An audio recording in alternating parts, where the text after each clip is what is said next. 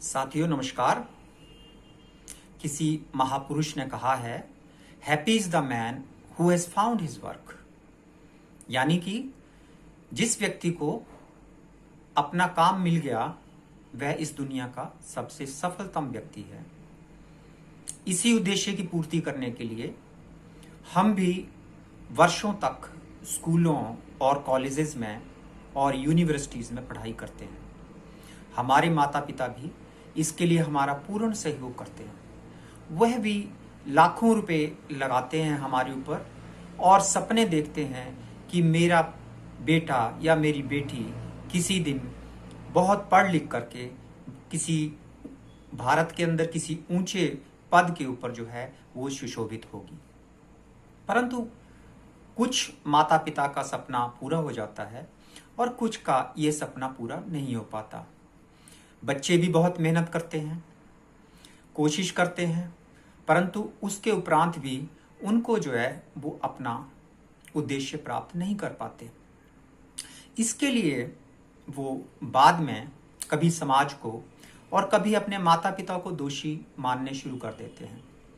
अपना सारा दोष जो है वो माता पिता पे मढ़ना शुरू कर देते हैं कि उन्हें बहुत ऊंचे कोचिंग संस्थानों में पढ़ाई करने का मौका नहीं मिल पाया, बहुत बड़े बड़े स्कूलों और यूनिवर्सिटीज़ में पढ़ने का मौका नहीं मिल पाया, इसलिए वो अब इस समय सफल नहीं हो पा रहे हैं।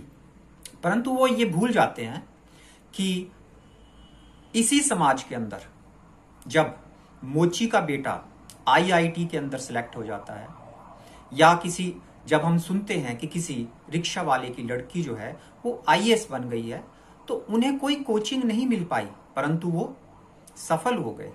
वो आईएएस बन गई बेटी। वो मोची का लड़का जो है वो किसी संस्थान के अंदर, उच्च संस्थान के अंदर जो है वो उसको दाखिला मिल गया। कारण क्या है? हम उस कारण को खोजने की कोशिश नहीं करते। वास्तव में एक बहुत ही अच्छी और एक कहावत कह लीजिए या एक दोहा है कि तेरा साईं तुझ में है, ज्यूं पहुप में बांस, कस्तूरी का मृग ज्यूं फिर ढूंढे घास। यानी कि तेरा ईश्वर जो है वो तेरे अंदर ही है, तू उसे बाहर ढूंढने की कोशिश मत कर। जैसे कस्तूरी का मृग जो है वो कस्तूरी जो है वो उसकी नाभि में छिपी होती है, परंतु वो उसे बार बार घास के अंदर ढूंढने की कोशिश करता है, जबकि वह उसकी नाभि में है। तो मेरा कहने का तात्पर्य आज ये है कि हमें नौकरी क्यों नहीं मिल पाती। हम इसके लिए अपने माता पिता को या समाज को दोषी ठहराना बंद करते हैं। सबसे पहली बात, उसके लिए हम अपने आप को, स्वयं को और स्वयं के अंदर झांक करके देखें कि हमारे अंदर किस प्रकार की कमी रह गई है। जब हम अपनी कमी को ढूंढ पाएंगे तभी हम आगे सफल हो पाएंगे। मेरा आज का आपको यही बताने का उद्देश्य है कि सबसे पहले आप अपने अंदर झांकने की कोशिश कीजिए। आपको उसके पश्चात जब आप ये पाएंगे कि मेरे अंदर कोई ये कमी है कि मैं पढ़ाई के ऊपर पूर्ण समय नहीं दे पा रहा हूँ या किस विषय के अंदर मुझे जो है वो पूरी तरह से समय देना है। क्या मेरा कहने का तात्पर्य यह है यहाँ पर कि ज़रूरी नहीं है कि आप सफल होने के लिए बहुत बड़े बड़े आईआईटीज़ के अंदर ही आप पढ़ाई करें। आप एक साधारण सा विषय, मैं साधारण भी नहीं कहूँगा, आप किसी भी एक विषय, मान लीजिए आप एक हिंदी विषय को ही चुनते हैं।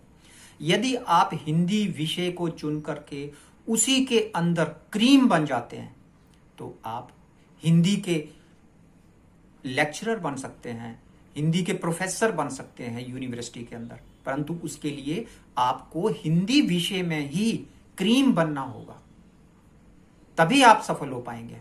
मेरा कहने का तात्पर्य है कि जरूरी नहीं कि आप किसी इंजीनियरिंग संस्थान में में जाकर के ही सफल होंगे या किसी और उच्च संस्थान के अंदर अगर आपको एडमिशन मिलता है तभी समाज के अंदर सफल होंगे, या किसी कॉन्वेंट स्कूल में आप पढ़ते हैं तभी आप सफल होंगे। नहीं, ऐसी बात नहीं है।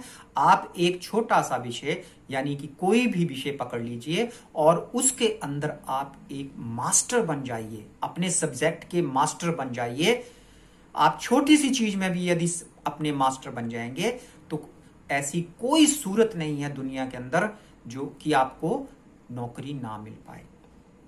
तो आप सर्वप्रथम अपने अंदर ही ढूंढिए कि कमी कहां पर है। कमी को बाहर ढूंढने की कोशिश मत कीजिए, कमी को माता पिता के अंदर ढूंढने की कोशिश मत कीजिए, कमी को समाज के अंदर ढूंढने की कोशिश मत कीजिए। उस कमी को सर्वप्रथम अपने अंदर ही ढूंढिए। अगर आज का मेरा ये वीडियो आपको अच्छा लगा हो तो इसे लाइक कीजिए और मेरे चैनल को सब्सक्राइब भी कीजिए। आने वाले समय में और मैं इसी प्रकार के और अधिक बातें आपके समक्ष जो है वो नई नई बातें आपके समक्ष पेश करूंगा। धन्यवाद।